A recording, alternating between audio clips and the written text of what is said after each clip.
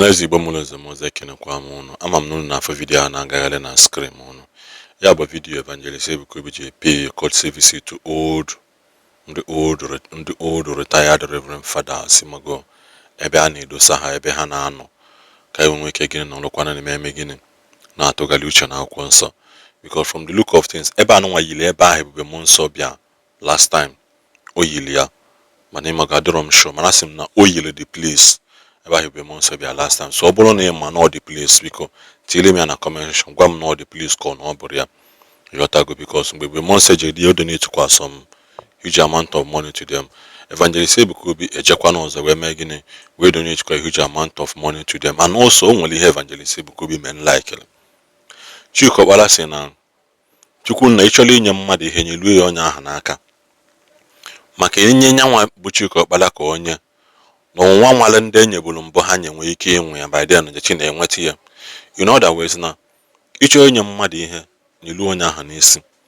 Ụfọdụ na-asị Ebuka Obi bịa na bribe ndị fada, na bribe ndị nke bribe ndị nke ọzọ. Now pay very much attention mgbe one ka ifugolo ndị Catholic organization or Catholic anything that has to do with Catholic organization jekene pay ndị a court service it.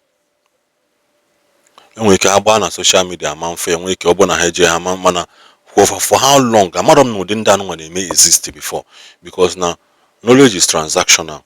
Ọ bụrụ na ndị anụnwa na-eme exist before, why are they not talking about them? Why are they not kata dem emelụ ndị amụ ihe second collection na church asị na ejikwa ebe je ebe do otu aka enwe ike gịnị neta anya. I never knew that such people na-eme exist until ebube mmụọ nsọ eje na nke ha, which I am not the only one. There are thousands of people nọkwa na ta mara na ụdị ebe anụnwa na-eme exist. So mbịa sị gị na na-ekwesịkwa ịdị na-echi ụdị ndị a na limelight so that onye nwere ihe dịka charity ọ chọrọ ime, ma ndị anụnwa na-aga si na ha nara akwụ tithe no ime charity bụ the best thing. Okay, why not you could channel your attention and channel your energy to this type of people, because if they are not a blessing to you, they are a blessing to somebody they have raised who is a blessing to you. So they are indirectly also a blessing to you. So mgbe Evangelist Ebuka Obi mechara datị na wee mee gịnị o wee kee ha gịnị ego n'aka nke abụrụkwa nke ke nya ya jeje ke no n'aka nke lolu ibi ya enye ya, nke lolu onye enye ya. So and they came back together mee gịnị bikwasị ya aka ma kpelie ekpele. Amazụkwa m ihe ọzọ na-achọ ebe this young man nọ, because the last time my video agwa m unu ịbụrụ a Catholic kasolo na-akpali Evangelist Ebuka Obi Igbo agent of the devil. You are nothing but an agent of the devil. Enwe nwa nji wee kwuo ya because na onwego mgbe ajụgo m ajụ sị ọ ndị Igbo anyị nwe Catholic Church, ọ bụ ndị Igbo anyị nwe Catholic ọsọsọ ndị Igbo na nga Catholic Church, because I find it difficult that na mgbe ọbụla enwe ha na gwam online on ndị Igbo anyị, on the father ndị Igbo anyị, on ndị nka Mosa ka apụta n'ichi fada ọkụ na-erere warning that the bishop should act fast na fada ọkụ na-erere na cross bandịrị ya nke anụ nka na-ajụzi onye ka ada bandịrị fada ọkụ na-erere na cross.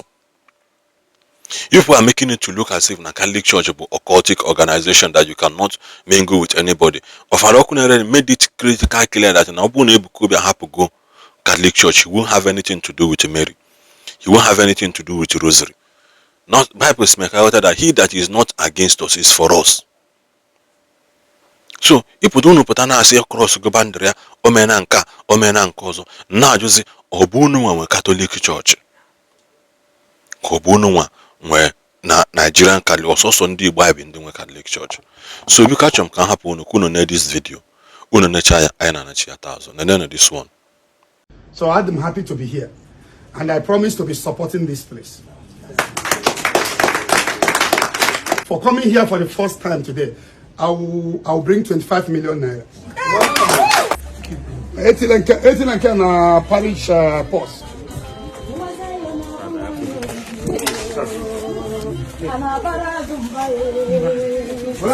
Parish.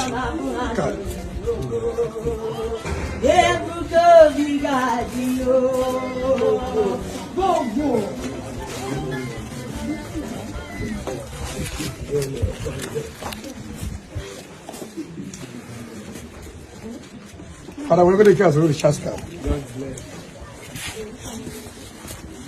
How many of you never? We have our workers. Well, when Taking care of them. when this 200,000 can or your neighbor?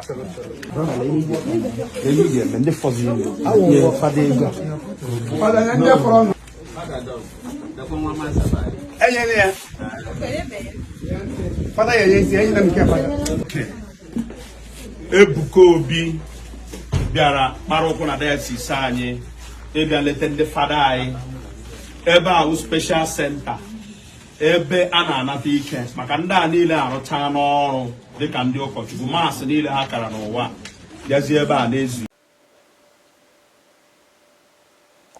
Thank you for watching. I'm Nene Nesigo Nabo that video. Now, also the keep ya webolo. Unanechi ndị father warning or unanechi Ebuka Obi warning. How many Pentecostal churches na honor Mary can the Catholics say honor Mary? They believe she is the mother of Jesus Christ too. But how many Pentecostal churches na rosary, na stations of the cross, na Lent, na go those Lenten seasons? How many of them na observe here? No, here na ajuzu enwe mana unu fulu onye na-eme ya still unu gbaka aka ọnụ na-achọ ihe kwatu that na onye ahụ na-eme. Enwe one attitude some of ndị Bible na ya Bible ọ bụ na ha aghọtara ihe they will seems to go to extra lengths ka make sure na gịnị na akwatu that na ana aghọtara. Enwere onye dele ihe wee sị na mgbe ọbụla ọje ha na fe ebe a na-eme Ebuka Obi attack na isi ada nọ ndị Igbo anyị na ọfada ndị Igbo anyị. At the end of the right of the guy will say, if you don't understand something, don't criticize this, or rather, create your own happiness or create your own thing and enjoy it. Asian oka but scam. Create your own oka. Maybe mother. Asian oka doesn't exist. Men kega that exist and call people to make it to support your vision. And me. All of them the mother back on Atalaka, where send a high rembo, when a ferembo, so hand to have on the LBBQ.